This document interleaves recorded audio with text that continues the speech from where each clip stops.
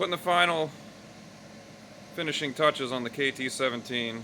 So after the shrouds are all cleaned up, I got them back on there now. This is always, whenever I work on these engines, this is the point where I think I'm done and then I'm not.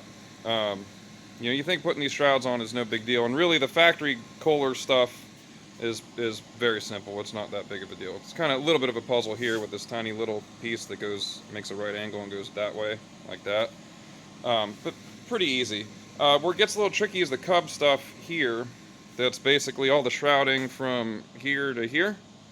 And the reason that it's touchy is because it's such a tight clearance in here between the valve cover. You can see that little gap right down in there, the tiny little gap between the valve cover and that shield. I had to modify some of these surfaces all the way around. So basically, as it comes around the valve cover, it comes down, comes up over here, goes around the oil filler cap, comes around the other side, over here. Now there was enough clearance on this side, it fit fine. Actually, everything on this side fit pretty well. I don't think I had to, you know, take any material away on this side. But over here was a different story.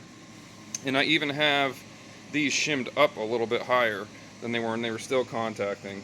One of the reasons for that is that we actually changed how far the cylinder jug sits, you know, this way and that way, because there used to be a gasket between the cylinder jug and the block, and now there's not. It's a little bit more this way. So that doesn't really affect the relationship between like the valve cover in this, but it does affect some of the relationship between the other parts over here in the block area. So anyway, lots of fiddling around. Basically got it done. We added a hole for the oil pressure line to come out and a little clamp here to hold it. And I checked, we've got enough room.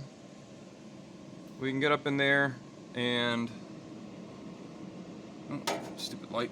We can get up in there and we can hook up our oil pressure line right there. Real easy to get to from the front of the tractor. You can see we can get right in there and grab that guy. So once that's in the tractor, we'll put that in, and we're getting real close to be able to put it in the frame. So fingers crossed, maybe this week we'll get it in the frame and put it to work.